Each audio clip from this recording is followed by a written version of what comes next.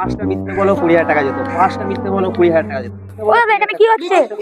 এইখানে 5টা মিথ্যে কথা বলতে পারলে 20,000 টাকা জিতে নিতে পারবে। 5টা মিথ্যে কথা? প্রশ্নের মিথ্যে উত্তর দিতে হবে, তাহলে 20,000 টাকা তুমি জিতে যেতে পারবে। ঠিক আছে, রাজি আছো? বসে পড়ো তাড়াতাড়ি তাড়াতাড়ি তাড়াতাড়ি।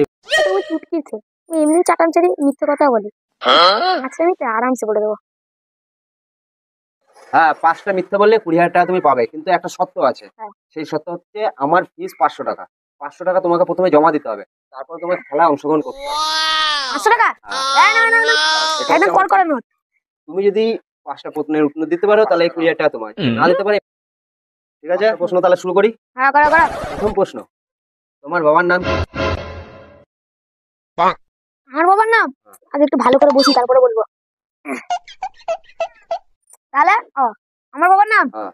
আমার নাম আলু অর্জুন। প্রথম প্রশ্ন সঠিক উত্তর দিয়েছো। সেকেন্ড প্রশ্ন, তোমার বাড়ি কোথায়? আমার বাড়ি তিন নম্বর প্রশ্ন, তুমি জানো না? তোমার নাম কি? আমার নাম মিঠুন চক্রবর্তী। হ্যাঁ, তুমি তো সব প্রশ্নের সঠিক উত্তর দিচ্ছ, মনে হচ্ছে 20,000 টাকা তুমি জিতে নেবে।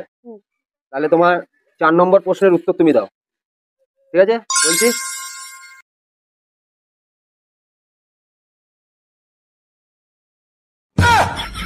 এই যে তুমি সঠিক উত্তর দিয়ে দিয়েছো, তুমি হেরে গেছো, 20,000 টাকা পাবে না। 4 নম্বর করে দিল। না না, তুমি জুতো পুতো নাও, হাঁটা দাও, হয়ে গেছে, তোমার খেলা শেষ, তুমি হেরে গেছো, যাও তুমি কেটে পড়ো। কেন কেন? তুমি পয়সা হেরে দাও। গেছো, যাও। কেন কেন?